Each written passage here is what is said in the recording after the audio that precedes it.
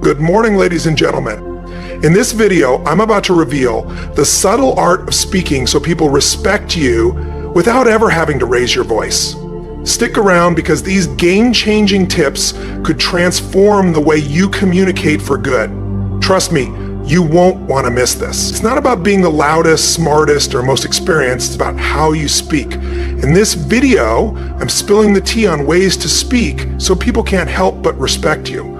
Some of these will make you nod, others might make you squirm, but I promise they'll all change the way people see you, ready to level up your voice. Let's go one ditch the I'm sorry habit. Okay, let's talk about the two words that are ruining your life. I'm sorry, yeah, I said that. Stop apologizing for every little thing. It's not cute, it's not polite, and it's definitely not helping anyone. Respect you, controversial, sure, but let's break this down. When you apologize unnecessarily, you're not being polite, you're undermining yourself. It's like you're telling the world, hey, don't take me seriously, I'm already assuming I'm wrong. You're practically handing people permission to walk all over. You picture this. You walk in a room and say, sorry, I'm late, even though you're only 2 minutes behind because traffic was a nightmare. Now you framed yourself as the problem when honestly, life just happened. Or how about this classic? Someone bumps into you and you blurt out, oh sorry, what are you sorry for? Being physically present? Let me tell you about the time I realized I had a full-blown sorry addiction. I was in a meeting and someone interrupted me. And guess what I said? Oh, sorry, go ahead, excuse me. Why was I apologizing for being interrupted? That was my turning point.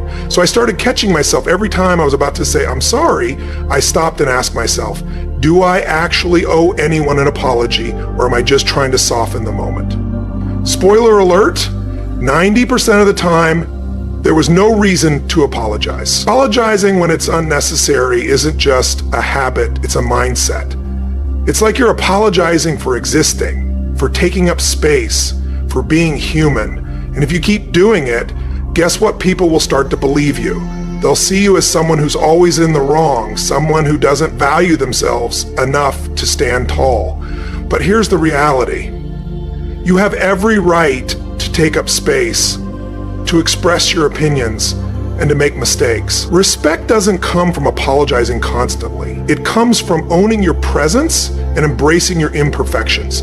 So what can you say instead of apologizing? Let's rewrite the script. Instead of saying, sorry I'm late, try thank you for waiting. Instead of sorry for bothering, say, do you have a moment? Instead of sorry, can I add something? Go with I'd like to add something. Boom, now you're confident and respectful without apologizing for simply existing. The next time you're about to say I'm sorry, pause and ask yourself, do I truly need to apologize or am I just trying to make myself smaller? Respect starts with how you respect yourself. Ditch the unnecessary apologies and you'll be amazed at how people start to see and hear you differently. Now, let's talk about setting boundaries and sticking to them. Let's get straight to the point. If you're not setting boundaries, you're not being selfless, you're being spineless. Yeah, I said it. Before you get upset, think about it. How many times have you agreed to something you didn't want to do just to avoid conflict? How often have you allowed someone to overstep because you didn't want to appear difficult?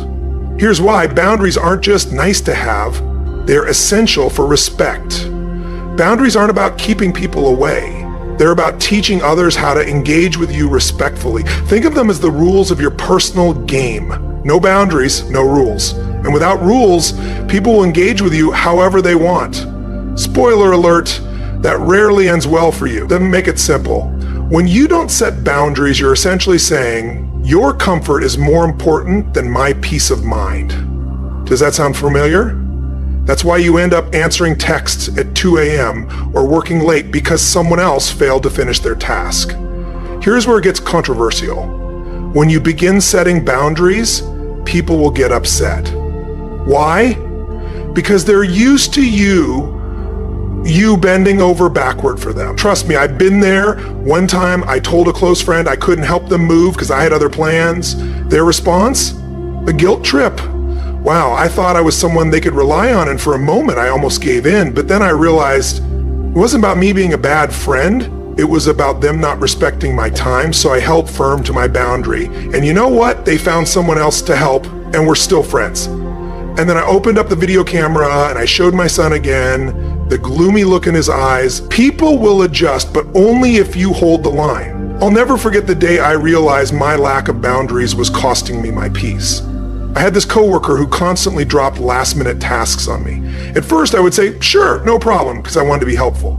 But soon I noticed a pattern. Every time I bailed them out, they'd do it again. One night, as I was staying late to fix their mistakes, I had an epiphany. Why am I prioritizing their disorganization over my own life? So the next time they tried it, I said, I can't help with that right now. You'll need to figure it out. Did they sulk? Yes. Did they manage on their own? Absolutely. And for once, I went home on time. Here's the truth. Boundaries aren't about being mean. They're about showing both yourself and others that your time, energy, and well-being matter. If you don't value your own limits, no one else will. But here's the other side. Boundaries aren't just for the people who respect you. They're also for those who don't. Setting boundaries helps you filter out people who aren't willing to treat you with dignity. And that's not selfish, that's self-preservation. Here's a tip. Don't over-explain. A simple no is enough. No excuses, no apologies. And here's the key, stick to it. Because if you cave, you're teaching people that your boundaries are negotiable. Also, practice saying no to smaller things. It's like a muscle. The more you use it, the stronger it gets. Start with something low stakes, like turning down an invitation you're not excited about. Once you realize the world doesn't end when you say no, it gets easier. Look, setting boundaries isn't easy. It's uncomfortable, and it's going to ruffle some feathers. But the alternative, living a life where everyone else's needs come before your own, is a fast track to burnout and resentment. So start small. Define what you need, communicate it clearly, and most importantly, stick to it. Because the only people who get upset about your boundaries are the ones who benefit from you having none. And honestly, good riddance. Set the boundary, trust me, it's worth it. 3, master the art of pausing. You felt that, didn't you? That brief moment of tension when I paused. That's the power of silence. My friend, it makes people pay attention. But here's the thing. Most people are so uncomfortable with silence that they'll do anything to fill it. They overtalk, rush their points, and end up sounding like they're trying to sell something rather than just sharing their thoughts. But here's the surprising truth. The pause isn't empty. It's where your power lies. We live in a world that values speed. Fast talkers are often seen as confident, quick thinkers, but here's the catch. Fast doesn't always equal effective. When you speak too quickly without pauses, your words can become background noise, something people hear but don't really listen to. A pause, however, forces people to tune in. It creates anticipation. It's like music. Imagine a song that's just a constant stream of beats without any breaks. It would be overwhelming, right? A pause in music creates rhythm. And a pause in speech does the same. It's not about saying less, it's about making every word count. I wasn't always a fan of pausing. In fact, I was terrible at it. Back in the day, I thought I needed to prove myself with an endless stream of words, whether in meetings, conversations, or even on dates. I was always filling the air, thinking silence would make me seem unsure. Honestly, it didn't make me look smart or confident, it made me exhausting. There was this one time I was pitching an idea at work. I was so caught up in explaining every detail that I didn't realize people had checked out halfway through. Later, my manager pulled me aside and said, "You've got great ideas, but you don't give people time to process them." Ouch, right? That was my wake-up call. I realized I was doing all the work for my audience instead of trusting them to catch on. When I started practicing pauses, it felt strange at first, really strange. I'd say something, stop to let it sink in, and immediately want to jump in and explain myself. But over time, something incredible happened. People started paying more attention. Instead of zoning out, they were leaning in. They weren't just hearing me, they were listening. Here's the moment that really solidified it for me. I was giving a presentation, and I deliberately slowed down, adding pauses after key points. Afterwards, someone came up to me and said, That was so impactful. I felt like every word mattered. That's when I realized I was onto something. It wasn't just about what I said, it was about how I said it. Here's the deeper lesson. Pausing isn't just about speaking, it's about presence. It's about being so confident in your words that you don't feel the need to fill every moment with noise. A pause says, I trust my words to speak for themselves. That's a rare kind of confidence, and that's exactly why it commands respect. But it's not just about confidence. Pausing also teaches us patience. It forces us to slow down and let things sink in. And let's be honest, in a world that's always rushing, there's something powerful about someone who's willing to take their time. It shows they value their words and yours.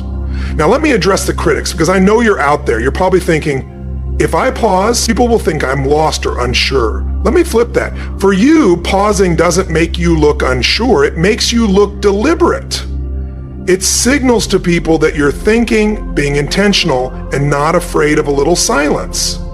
And if someone mistakes that for hesitation, that's their problem, not yours. The art of pausing isn't just about speech, it's about life. It's about knowing when to slow down, when to let things breathe, and when to let silence speak louder than words. So the next time you're tempted to fill the gaps with chatter, resist. Trust the pause. Lean into the discomfort. Because when you master the pause, you don't just earn respect, you own the room. And honestly, that's the kind of power you deserve. See what I did there for? Use humor without turning into a clown. Humor is like hot sauce. Used right, it elevates everything. Used wrong, ruins the whole dish. And let me tell you, nothing erodes respect faster than crossing the line from being funny to being a clown. I know that sounds harsh, but someone's got to say it. So let's break it down. How to use humor to earn respect instead of losing it. First, let's be clear.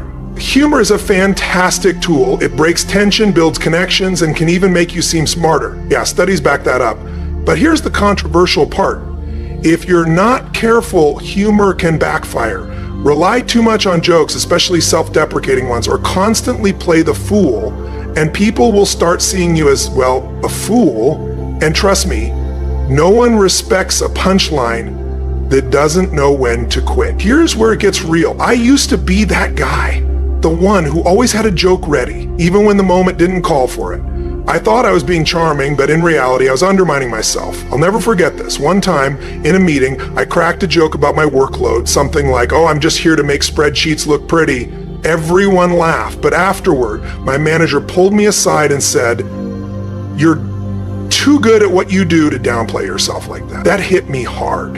I realized that while humor was getting me attention, it wasn't always the kind of attention I wanted. Now, don't get me wrong, I'm not saying you need to turn into some ultra-serious robot. Humor is an incredible way to build rapport and lighten the mood. But here's the key. It has to serve a purpose.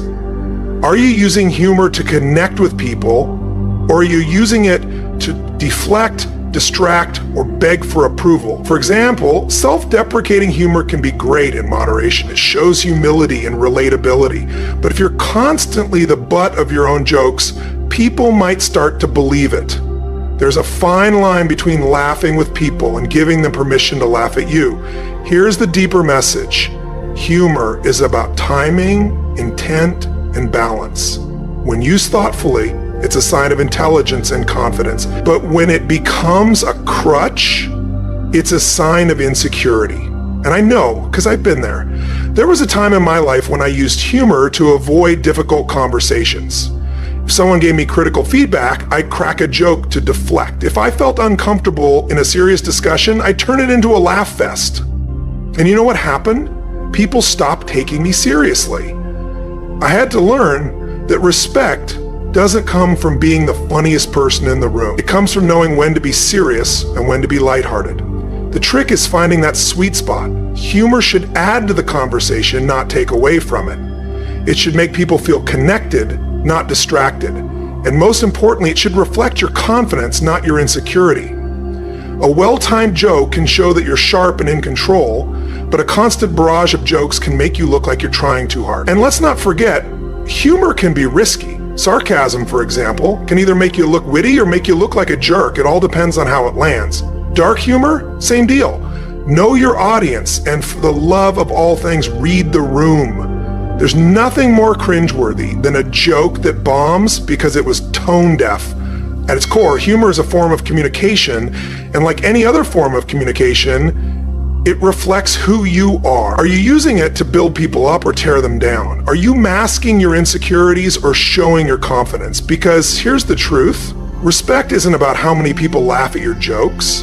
It's about how your humor makes them feel. So the next time you're about to crack a joke, ask yourself, what's my intent?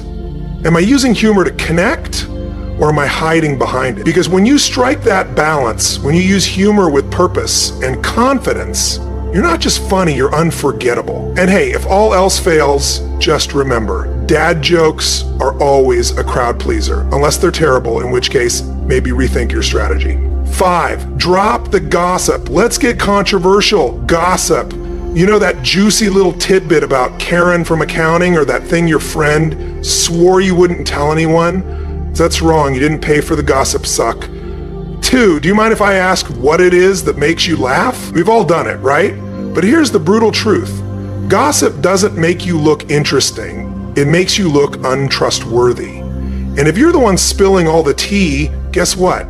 No one's respecting you. They're just entertained until they realize they might be next on your list. Now, don't get me wrong, I get the appeal. Gossip feels like social currency. It feels good in the moment, like you're part of some exclusive club. But here's the flip side. Every time you indulge in gossip, you're telling the people around you, I can't be trusted. It's not just about the person you're talking about, it's about you. And if people can't trust you, they can't respect you, period. I learned this the hard way. Let me tell you about the time I got burned by my own love of gossip. There was this colleague of mine, let's call him Dave. Dave was always showing up late. And one day I made an offhand comment to someone else about how he probably had an alarm clock that hated him. It was a joke, but it spread like wildfire. Before I knew it, people were adding their own bits to this story. Dave was lazy. Dave didn't care about his job. The next thing I knew, Dave was the talk of the office, and I was the one who started it. What I didn't realize was that I had created a narrative about him based on one comment. That simple joke had grown into something bigger, something that wasn't just about him anymore. It was about me. I had just shown the team that I wasn't trustworthy enough to keep private matters to myself. And here's the thing, gossip doesn't just hurt the person being talked about, it hurts you too. When you gossip, you put yourself in the same category as the person you're talking about. You're no longer the trusted friend or the reliable colleague. You become someone who's more interested in the drama than in protecting people's privacy. And when people see that in you, they'll start to wonder what you say behind their backs. So here's the point, drop the gossip if you want to earn respect. Not only will you be seen as more trustworthy, but you'll also be seen as someone who values the integrity of your relationships. 6, lead with empathy. Empathy is a game changer. It's the ability to understand and share the feelings of another person. When you lead with empathy, people feel seen, heard, and valued. And guess what? That makes them respect you. But here's the twist. Empathy isn't about being soft. It's about understanding someone's point of view, even if you disagree with it. When you show empathy, you're not giving up your own values or opinions. You're simply acknowledging that someone else's perspective is valid. Take a moment to listen, ask questions, and really try to see things from their point of view. When you do this, you build bridges instead of walls. You build trust instead of tension. Now, let's face it, not everyone is easy to empathize with. Some people can be difficult, challenging, or just plain frustrating. But that's where empathy becomes a true test of character. It's easy to show empathy when things are going smoothly, but real respect comes when you can empathize with someone who's made your day harder. It's the difference between getting angry and getting curious. I've had my share of difficult conversations, and I've learned that when you respond with empathy, it shifts the whole dynamic. People stop feeling like they need to defend themselves, and they start to open. They start to feel heard. And that respect that follows, it's genuine. 7, speak with conviction. There's a difference between saying something and saying something with conviction. When you speak with conviction, people take you seriously. They know that you stand behind your words. It doesn't matter if you're making a business proposal, offering a suggestion in a meeting, or simply if you speak with conviction, people respect you because they can sense your confidence and your belief in what you're saying. But here's the trick. Conviction doesn't mean being dogmatic. It doesn't mean never admitting you're wrong. What it means is that when you express yourself, you do it with confidence and clarity. You don't apologize for your opinion or apologize for the space you occupy. You own it. One of the things I learned over time is that speaking with conviction isn't about being perfect. It's about being authentic. When you speak your truth, regardless of whether it's popular or not, people respect you for your honesty and your willingness to take a stand. Conviction also makes you more persuasive. People are more likely to follow someone who speaks with confidence than someone who is unsure or overly hesitant. 8, stay calm under pressure. Let's be real. Life throws curveballs. Whether it's a crisis at work, a tough personal situation, or an unexpected emergency, how you respond under pressure says a lot about your character. And here's the thing, staying calm under pressure is one of the most respected traits you can have. When everyone around you is freaking out and you remain calm, people notice. It doesn't mean you have to be emotionless or cold. It simply means you don't let the situation control you. You stay composed, take a step back, assess the situation, and make decisions with clarity and level-headedness. I remember one particularly stressful project at work. The deadline was looming, the team was stressed, and everything seemed to be falling apart. People were panicking, running around, and acting like the world was ending. Instead of joining the chaos, I took a deep breath, spoke calmly, and suggested that we break things down into manageable steps. People immediately looked to me for guidance, and the respect came flooding in. 9, be reliable. Reliability is one of the cornerstones of respect. When you say you're going to do something, do it. When you commit to a deadline, meet it. Being reliable shows that you value not just your time, but other people's time as well. It's a simple concept, but one that's often overlooked. Here's the reality. If you can't rely on someone, it's hard to respect them. But when people can count on you, they trust you, and trust is the foundation of respect. Over time, this reliability builds a reputation, and people will know that you are someone who follows through. And here's the thing. Once you've built that reputation, it becomes one of your most valuable assets. You actually have more access to things that you used to be. Like, you can hide behind a sentence like, "We are a good team." 10, own your mistakes.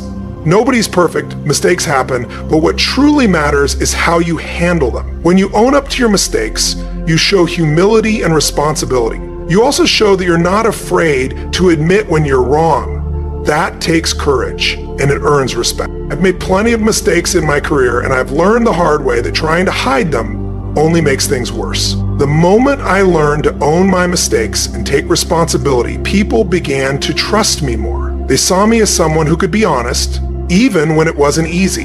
And that kind of respect, it's earned through transparency, accountability, and a willingness to grow. It was a wake-up call. I had been talking over my own success. I had made my point, but instead of letting it resonate, I tried to hammer it in with more words, thinking I could somehow make it better. The reality is, less is often more. When we talk too much, we start to dilute our message, and instead of creating impact, we risk losing our audience's attention. Here's the thing. When you know when to stop talking, you create space for others to process your words. Silence isn't awkward, it's powerful. It gives people the opportunity to think, to reflect, and to form their own opinions about what you said, and guess what? That's when your message truly lands. People don't need to hear everything. They need to hear what matters. So next time you feel that urge to keep talking, pause. Take a moment to breathe and let the words sit. Let them linger. And when you do speak, make every word count. You'll find that people will respect your ability to communicate more effectively. It's not about filling the air with noise. It's about knowing when silence speaks louder than words. 7, be consistent. Consistency builds trust, and trust is the foundation of respect. People need to know that when you say you're going to do something, you're going to follow through. If you're the type of person who constantly shifts their opinions or changes their behavior depending on the situation, people will start to see you as unreliable. I've been guilty of this before, changing my stance on things depending on who I was talking to or what was convenient at the time. But the more I did that, the less people took me seriously. Consistency, on the other hand, makes you predictable in the best way. People know where you stand and they can rely on you to be the same person in any situation. But consistency isn't just about sticking to your word, it's also about being true to your values. When you consistently show up in alignment with your principles, you earn the kind of respect that goes beyond surface level interactions. It's the kind of respect that doesn't waver, no matter what happens. 8, don't play the victim. This one's tough but necessary. Nobody respects a perpetual victim. Life throws challenges at all of us, but how you respond to them determines how people perceive you. If you're constantly complaining, blaming others, or looking for sympathy, people start to view you as someone who isn't taking responsibility for their own life. Let me be clear, it's okay to have tough days. It's okay to feel down sometimes. But if you make a habit of wallowing in negativity and waiting for others to fix things for you, you're robbing yourself of respect. People respect those who take ownership of their situations, who find solutions instead of staying stuck in problems. There was a time in my life when I was constantly blaming circumstances or other people for things not going my way, but once I took responsibility for my actions and focused on what I could control, things started to change. Not only did my confidence grow, but so did the respect others had for me. People started to see me as someone who was in charge of their own life, someone who didn't rely on others for validation or pity. 9, take care of your health. This might seem like a strange one, but trust me, when you take care of your body and mind, you send a message that you respect yourself. And when you respect yourself, others will follow suit. It's hard to command respect when you're not even taking care of your own well-being. You don't have to be a fitness fanatic or a health guru, but taking the time to eat well, exercise, and prioritize mental health shows that you're committed to being the best version of yourself. When you're well-rested, clear-headed, and strong, you show up as a more confident, capable person, and that commands respect. And 10, embrace vulnerability. Now, I know this one might seem counterintuitive. Vulnerability often gets a bad rap, but here's the truth. Being vulnerable doesn't make you weak. It makes you human, and people respect humans, not facades. When you open up and show your true self, your flaws, your struggles, your imperfections, you create a deeper connection with others. They see that you're not trying to be perfect. You're just being real. And that honesty and openness, it's one of the most respected traits you can have. There was a time when I thought I had to have it all together to be the perfect version of myself at all times. But once I allowed myself to be vulnerable, to admit when I didn't know something or when I was struggling, I found that people respected me even more. They appreciated my authenticity, and they felt more comfortable being real with me too. And how you use them, how you wield them, determines the kind of respect you command. It's not about perfection, it's about consistency, intentionality, and the courage to stand by what you say, even when it's uncomfortable. When you speak with purpose, when you master the art of pausing, when you know how to use humor wisely, when you refuse to gossip, and when you own your space with confidence, you become someone people genuinely respect. You're not just speaking to be heard, you're speaking to make an impact, to make people think, to leave a mark. Now, the key takeaway here is that respect isn't just given, it's earned. Moment by moment, word by word, action by action. It's about how you show up, not just in the big moments, but in the small interactions too. Whether you're at work, with your friends, or even at a family gathering, the way you communicate sets the tone for the respect you receive. So remember, it's not about how much you talk or how much you impress people with your knowledge. It's about making every word count. It's about being consistent in your actions and words. It's about trusting the power of silence and knowing when to speak and when to stop. And above all, it's about showing respect to others, because that's how you'll earn respect in return. And hey, if you ever feel like you're not getting the respect you deserve, take a step back. Evaluate how you're communicating. Are you speaking with clarity? Are you listening with intent? Are you showing up authentically? If the answer is yes, then you're on the right path. And if not, don't be afraid to make some adjustments. Respect is a two-way street. The more you give it, the more you'll get it. So be mindful of how you communicate, because words are powerful and they'll always tell people exactly who you are. That's all for today, folks. Stay true to yourselves and keep speaking with purpose. That's the perfect wrap-up. It's genuine, relatable, and packs a punch. You've nailed it with the call to action and keeping the tone light while still addressing the serious points. This will definitely engage people to not only reflect on their own habits, but also feel comfortable sharing their experiences. The mix of humor, motivation, and practical advice makes it memorable. If you're turning this into content, I'd recommend a strong closing that reflects your personality and reinforces the authenticity you've built. Keep it real, keep it fun, and keep inspiring. You're definitely on the path to commanding respect through your words and presence. Now it's your turn. Start practicing these powerful communication techniques and watch how the world begins to respond to you differently. Remember, respect isn't just something you demand, it's something you earn, one word at a time. If you're ready to elevate your conversations and make a lasting impact, hit that like button, share this with someone who needs to hear it, and let me know in the comments how you plan to speak for respect. And don't forget to subscribe for more real talk moments and strategies that truly work. Keep owning your words, and I'll see you in the next one. Stay unapologetically you.